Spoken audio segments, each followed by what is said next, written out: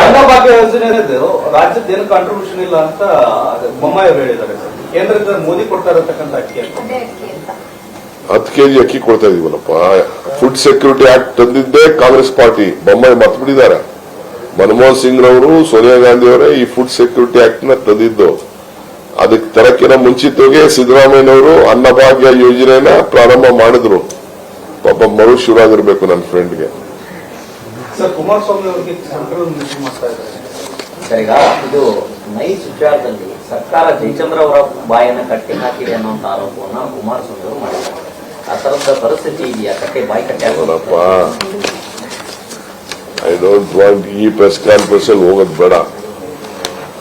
ಬೇರೆ press conference ಅಲ್ಲಿ ಅದ್ರ ವಿಚಾರ ಡಿಬೇಟ್ ಮಾಡೋಣ. ಅಸೆಂಬ್ಲಿ ಬನ್ನಿ ಅಂತ ಹೇಳಿದ್ರೆ ಯಾಕೆ ಬರ್ಲಿಲ್ಲ ಡಿಬೇಟ್ಗೆ? ಆಮೇಲೆ ಮಾತಾಡೋಣ, ನಡಿ.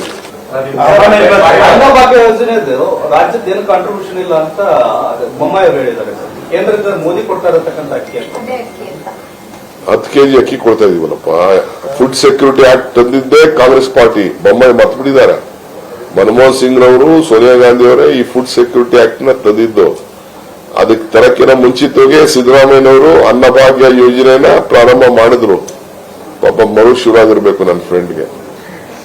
ಸರ್, ಕುಮಾರಸ್ವಾಮಿ ಅವರಿಗೆ ಸಂಕಲನ ಮಾಡ್ತಾ ಇದ್ದಾರೆ ಸರ್. ಈಗ ಇದು ನೈಸ್ ವಿಚಾರದಲ್ಲಿ ಸರ್ಕಾರ ಜಯಚಂದ್ರ ಅವರ ಬಾಯನ್ನು ಕಟ್ಟಿ ಹಾಕಿದೆ ಅನ್ನುವಂತ ಆರೋಪವನ್ನ ಕುಮಾರಸ್ವಾಮಿ ಅವರು ಮಾಡಿದ್ದಾರೆ. ಆ ತರದ ಪರಿಸ್ಥಿತಿ ಇದೆಯಾ? ಬಾಯಿ ಕಟ್ಟಿ ಹಾಕೋದಪ್ಪ. ಐ ಡೋಂಟ್ ವಾಂಟ್ ಈ ಪ್ರೆಸ್ ಕಾನ್ಫರೆನ್ಸ್ ಅಲ್ಲಿ ಹೋಗೋದು ಬೇಡ.